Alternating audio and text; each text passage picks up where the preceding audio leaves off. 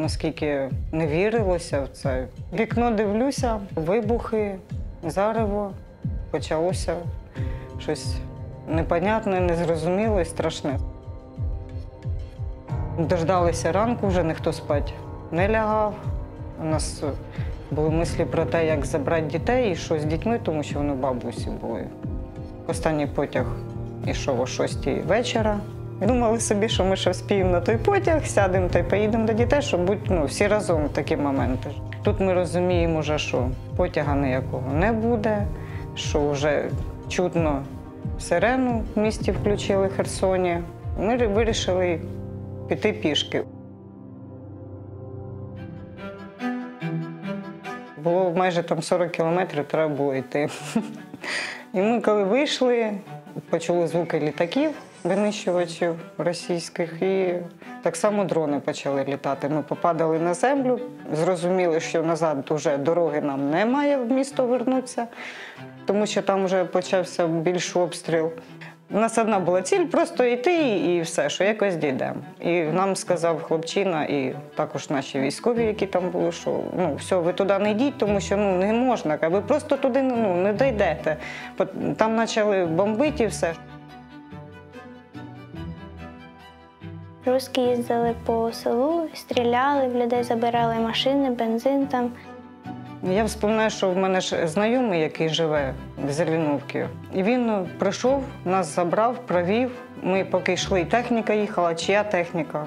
Було незрозуміло, ми ховалися, спускались, ховалися, щоб нас не замітили. Тому що потім, як ми на ранок дізналися, що те місто просто немає, його розбомбили, вулиці також розбомбили, і багато людей якби в ту ніч, просто їх уже немає. Ми, не знаю, ми, мабуть, заснути не могли якби до ранку. У мене одні мислі, Боже, як там діти, тому що ми вже розуміли, що забрати їх оттуда просто буде нереально на даний момент. І ми просиділи, виходить, в Зеленовці більше 2 тижнів. Тому що війти в Херсон не можна було, вони поставили свої блокпости. 11 березня пропало світло і пропав зв'язок. Я їм дозвонитися не могла. Вони шукали зв'язок, інколи там, де орки не глушили. Чоловік каже, все, буду йти в Херсоні. І каже, по-перше, треба нам продукти. По-друге, каже, треба животних забрати.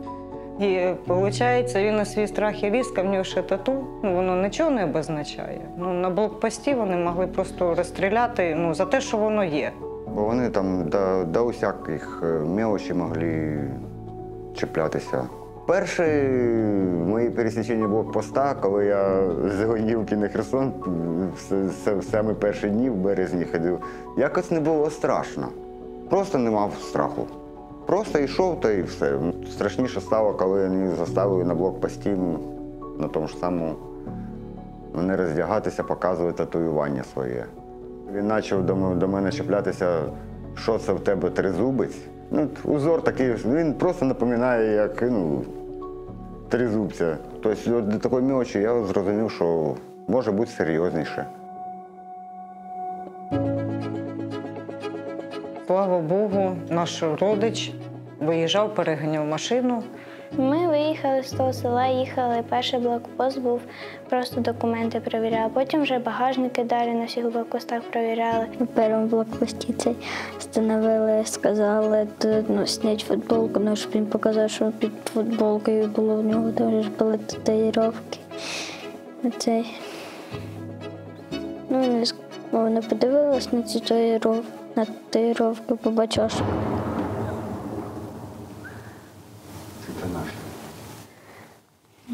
побачила, що прості татуїровки, і нас пропустила потім спокійно.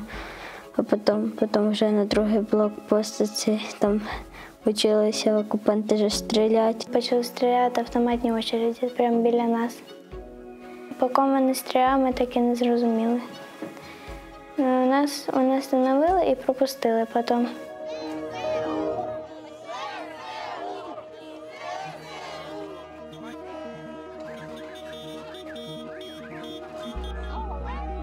Так от ми дочекалися наших хлопчиків. Я би це зрівняла, мабуть, як з народженням дитини. Як оце винашуєш 9 місяців оцю дитинку, і потім вона народжується, тобі ото її на руки дають. Ну, оце ось емоції. Просто сльози радості, коли ми йшли по ринку. Ну, вони їдуть, оце сигналять. Ну, я не знаю, як об'яснити. Ну, просто всі плакали від радості. Ми були в центрі, знімалися, з ними фотографувалися. Вони нам підписували флажки, шеврончики дарували. Дарії від ЗСУ. Це я військових попитала, і вони мені дали. Це просто щастя. Ми вже розуміли, що все, можна здихнути якби на повну грудь і не бояться вже нічого, щоб все добре.